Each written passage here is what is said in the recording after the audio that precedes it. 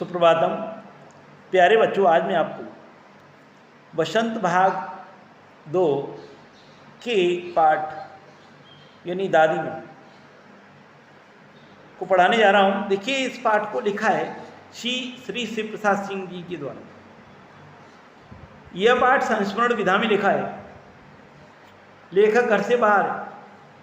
लेखक के जो बड़े भाई हैं किशन, लेखक को दादी माँ की मृत्यु का समाचार देते हैं पत्र के द्वारा। तो लेखक पत्र पढ़ता है तो अपने बचपन की दादी माँ के साथ जो स्मृतियाँ हैं वो याद आ जाती हैं। उन्हीं स्मृतियों को आधार मान करके लेखक ने ये पाठ लिखा है, दादी माँ। देखिए, दादी माँ की जो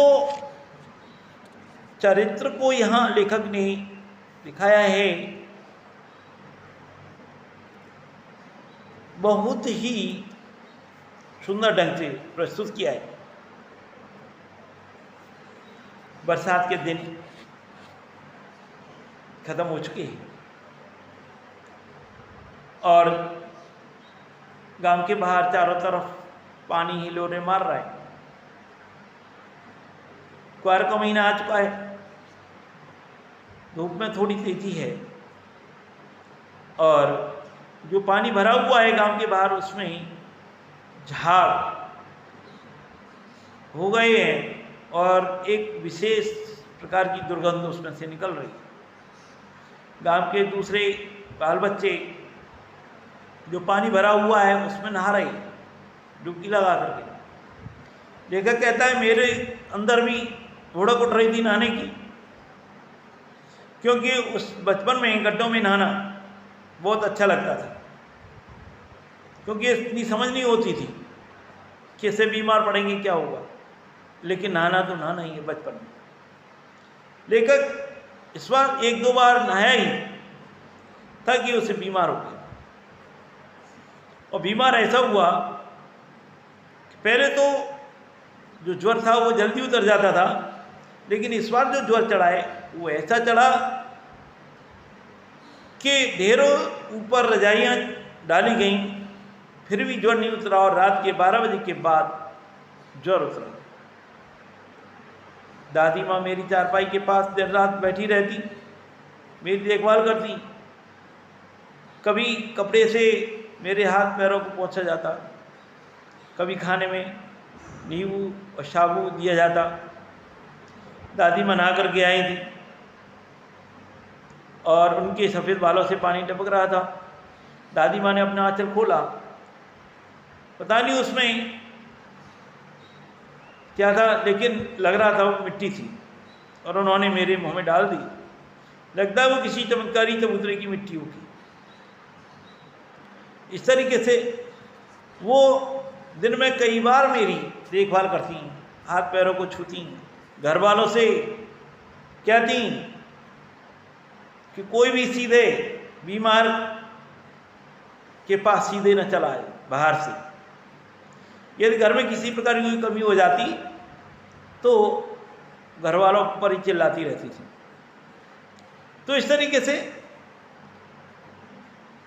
यानी दादी माँ यानी हमेशा ख्याल रखती थी। दादी माँ को 85 दवाइयाँ याद थी। वो मोहल्ले में और आस पड़ोस में यानी भूत प्रेत आदि जो दूसरी यानी आयुर्वेदिक दवाइयाँ सब का इलाज कर देती थी। तो मोहल्ले वाले, गाँव वाले उनके पास आते थे, वो सही कर देती थी, सही भी हो जाते थे लोग। तो घर में किशन भैया की शादी थी। एक और बात, दादी माँ स्वभाव से कड़क थी और लेकिन मोहल्ले में के गांव में बिना उनके कोई कार्यक्रम नहीं होता था। यदि किसी के यहाँ कार्यक्रम में कोई देरी हो रही है तो उस देरी का कारण भी दादी माँ होती थी। दूसरी महिलाएं दादी माँ को बुलाने आती। दादी माँ कहती, बहन क्या करूँ, मेरे घर में ही प्रयोजन है, इसलिए मैं नहीं आ सकती। तो इस तरीके से यानी नहीं जा पाती।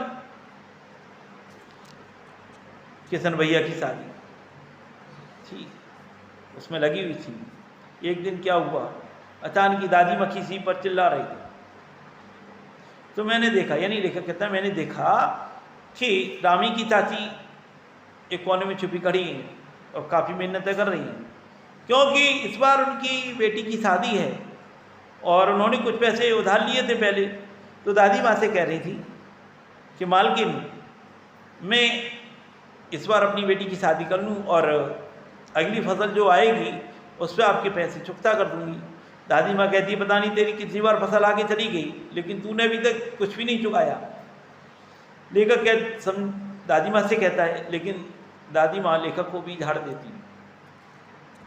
तो इस तरीके से रामी की चाची चली जाती है, दादी माँ को सोचती हैं और पीछे से रामी की चाची घर पहुँच जाती है, कहती हैं उनके सारे जो पिछले पैसे उसको माफ़ कर देती हैं और 10 रुपये उनको दे देती हैं, कहती हैं कि रख ले, जैसी तेरी बेटी वैसी मेरी बेटी, किसी बात की कोई कमी ना रहे, ठीक है, और 10-5 के लिए ऐसा ही ना हो, देवता है बेटा देवता, इस तरीके से कह के वहाँ से चली आती। तो इस तरीके से दादी माँ के हृदय में दया का भाव भी है, दयालु भी है, तो इस तरीके से वो आ जाती है। किशन भैया की शादी के दिन आ जाते हैं, घर में गीत संगीत होता है, बारात का दिन भी आ जाता है, जिस दिन बारात जानी होती है। तो देखिए सभी लोग बारात को चले जाते हैं, लेकिन बीमारी के कारण मैं बारात में नहीं जा पाता। मेरा भाई राघव भी वो देरी के कारण वो भी बारात में नहीं जा पाता है। रात्रि को महिलाएं यानी रत जगह करती हैं, तो मेरी जो चारपाई है वो बाहर दालान में बिछा दी जाती है और मैं चादरा ओढ़ करके सो जाता हूँ, लेकिन मुझे नींद नहीं आती। जो महिलाओं की जो नाटक करती हैं, यानी पुत्रोत्पत्ति से लेकर के यानी विवाह उत्सव तक का वो नाटक करती हैं, उसमें सभी पात्र महिलाएं ही होती हैं। तो इस तरीके से महिलाएं अपना कार्यक्रम कर रही थी, लेकिन लेखक की हंसी नहीं रुक रही थी और काफ़ी कोशिश करने के बाद भी लेखक की हंसी नहीं रुकी और अंत में यही हुआ कि भाड़ा फूट गया और देवू की माँ आई और उन्होंने मेरे चादरे को खींचा और कहा अच्छा ये यहाँ कौन लेटा हुआ है। तभी लेखक यानी वहाँ से भागता है और दादी माँ के पीछे छुप जाता है। दादी माँ कहती हैं अरे छोड़, लड़कों की मुँह क्यों लगती है, लड़के का मन जैसे ब्रह्मा जी का मन। तो इस तरीके से तो समझाती है और इस तरीके से लेखक वहाँ सो जाता है। तो उसके बाद यानी एक तरीके से दादी माँ लेखक के लिए एक रक्षा कवच की तरह से और यानी वो हमेशा एक साए की तरह लेखक के साथ खड़ी रहती हैं। लेकिन अचानक ही क्या होता है, कुछ समय के बाद दादा की मृत्यु हो जाती है, दादी माँ उदास रहने लगती है। माघ का महीना है और कड़ाके की सर्दी पड़ रही है। सर्दी इतनी कि हड्डियों में घुसी जाए। दादी माँ नहा करके भीगी साड़ी में दीपक के सामने खड़ी है। मैंने पहली बार दादी माँ को रोते हुए देखा है, ऐसा लेखक ने कहा। तो लेखक ने दादी माँ से कहा दादी माँ रो क्यों रही हो। तो दादी माँ ने न रोने का बहाना करके नहीं वो बात को घुमा देती हैं, कहती हैं मुस्करा करके पागल तूने अभी खाना नहीं खाया हैं, चल। और लेखक कहता है धोती तो बदल लो। तो दादी माँ कहती है मुझे सर्दी वर्दी कुछ नहीं लगती है बेटा, और वो तुरंत रसोई में ले जाती हैं खींच करके, और दूसरा कोई चारा भी नहीं। इधर लेखक के पिताजी और भाई ने दादाजी का जो श्राद्ध किया है उसमें काफ़ी पैसे खर्च किए थे। दादी माँ ने मना किया था कि इतना पैसा क्यों खर्च कर रहे हो, लेकिन फिर भी वो नहीं माने। उन्होंने काफ़ी पैसे खर्च किए, दूसरे लोगों के भी पैसे हो गए। अब उनको चुकाने के लिए उनके पास पैसे नहीं थे। वो सुबह सुबह दोनों बैठे थे, चारपाई पर आपस में बात कर रहे थे। दादी माँ उनकी बात को सुन लेती हैं और वो चुपचाप जाती हैं अंदर, बक्सा खोलती हैं अपना संदूक को, और उसमें से एक चमकती हुई वस्तु निकालती हैं जो कंगन है, और ला करके लेखक के पिता को दे देती हैं। कहते हैं कि बुजुर्ग पहले बड़े समझदार थे और अपना आय का सोच करके चलते थे। तुम्हारे दादा ने मुझे, यानी तुम्हारे पिताजी ने मुझे ये दिया था कि भविष्य में काम आएगा। लो एक अब किस काम आएगा, इसलिए काम आएगा। जाओ बाजार में जाकर इनको बेच दो।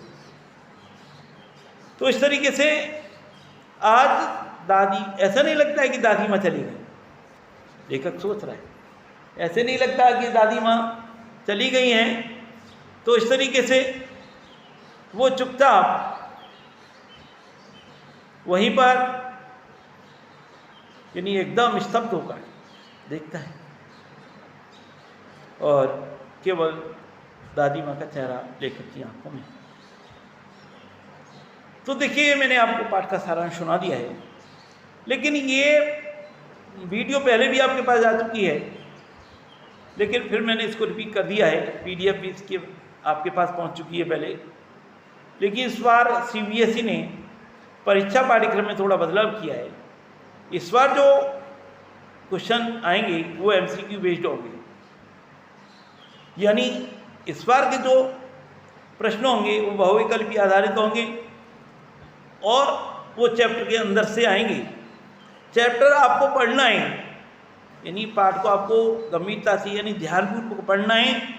पता नहीं किस लाइन से कौन सा क्वेश्चन बन जाए, फिर भी मैंने कोशिश की है। कुछ यानी क्वेश्चन आपको पीडीएफ के द्वारा मिलेंगे और उनके आंसर एक ही शब्द के होंगे। तो मैं बता दूं किस तरीके के प्रश्न होंगे, यानी ये एमसीक्यू में बदल करके आ सकते हैं, और जो चैप्टर दूसरे वो एमसीक्यू मिलेंगे। जैसे मैंने पहले पाठ का आपको मैंने भेजा है वो एमसीक्यू में, लेकिन ये पाठ है ना, मैंने क्वेश्चन लिखे हैं और इनके आंसर एक ही शब्द के, एक या दो शब्द के। जैसे दादी माँ पाठ के लेखक का नाम बताइए, नाम क्या हो? तो शिव प्रसाद सिंह पाठ के लेखक हैं। और दूसरा है लेखक की कौन मजाक उड़ाते थे, लेखक की कौन मजाक उड़ाते थे? तो देखिए, जो शुभचिंतक तो वही मजाक उड़ाते थे, यानी कि जो पीठ पीछे मुझे कमजोर और जरा भी प्रतिकूलता न कहने वाले, यानी मेरे शुभचिंतक। कौन मेरा मजाक उड़ाते थे? मेरे ही शुभचिंतक। तो आंसर क्या होगा? शुभचिंतक, यानी लेखक के शुभचिंतक, इसका आंसर होगा। लेखक को क्या लगता है और किसके दिन आ गए? लेखक को यानी ये लगता है कि छुट्टी के दिन आ गए, या फिर हम ये कहें लेखक वहाँ। देखिए, इसका आंसर बता दूं। क्वेश्चन है लेखक को क्या लगता है और किसके दिन आ गए? लेखक को लगता है कि क्वार के दिन आ गए, क्वार का महीना, सितंबर अक्टूबर। तो ये ऐसे क्वेश्चन होंगे। और भी हैं, गांव के लड़के किस में कूद कूद कर नहा रहे थे? झाग वाले पानी में। आम और जामुन के फल पाठ के अनुसार किस महीने में लगते हैं? तो देखिए, आषाढ़ के महीने में। तो ये आप पाठ को पढ़ेंगे तो सभी प्रश्नों के उत्तर मिल जाएंगे। पाठ के अनुसार लाई और लाई के साथ गुड़ किस महीने में खाया जाता है? चैत्र मास में, चैत्र के महीने में। बीमार पड़ने पर लेखक को खाने में क्या दिया जाता था? नींबू और साबू। इस बार लेखक का पुकार कितने बजे उतरा? 12 बजे के बाद। यानी सभी प्रश्नों के उत्तर एक ही वर्ड में आएंगे। अगला क्वेश्चन है, ज्वर आने पर दादी माँ क्या उपचार करती थी? यानी लेखक को यानी कई बार भीगे कपड़े तक पहुंचती थी और दूसरी जो आयुर्वेदिक दवाई देती थी। किसी भी कार्यक्रम में दादी की अनुपस्थिति किसका कारण बनती थी? विलंब का, देरी का। इसका आंसर है विवाह के 4-5 दिन पहले घर में महिलाएं रात रात भर क्या करती थी? गीत गाती थी। लेखक इस कारण किशन भैया की बारात में न जा सका? बीमारी के कारण। लेखक का ममेरा भाई कहाँ सो रहा था? दलान में। औरतों ने किस बात पर आपत्ति की? हम दोनों के सोने पर। यानी हम दोनों का मतलब लेखक और लेखक के ममेरे भाई राघव के सोने पर। दादी माँ ने चादर उड़ाकर चारपाई पर किससे सुला दिया? लेखक को। लेखक की चादर को किसने खींच लिया? देवू की माँ ने। तो यानी ये मैंने जो क्वेश्चन बताए, ठीक है, उनके आंसर भी तो मैं बता रहा हूँ एक ही शब्द के। तो ऐसे ढेर सारे मेरे पास क्वेश्चन है जो आपको आने वाली पीडीएफ में मिलेंगे और उनके आंसर भी एक ही शब्द में देने हैं। इसलिए इन प्रश्नों को ध्यान से पढ़ना है और इनके उत्तर भी आपको देने हैं। पेंसिल से लिखना है, उसके बाद इनको उससे कर लेना पेन से, क्योंकि ये कहीं गलती हुई तो बाद में सही हो जाएंगे, क्योंकि बाद में इनकी आंसर शीट भी आपको दी जाएगी। पहले तो आप अपना माइंड लगाइए, अपना दिमाग लगाओ, उसके बाद इनकी उत्तरमाला बाद में भेजी जाएगी। तो इसी के साथ में आज का वीडियो यहीं विराम देता हूँ। धन्यवाद।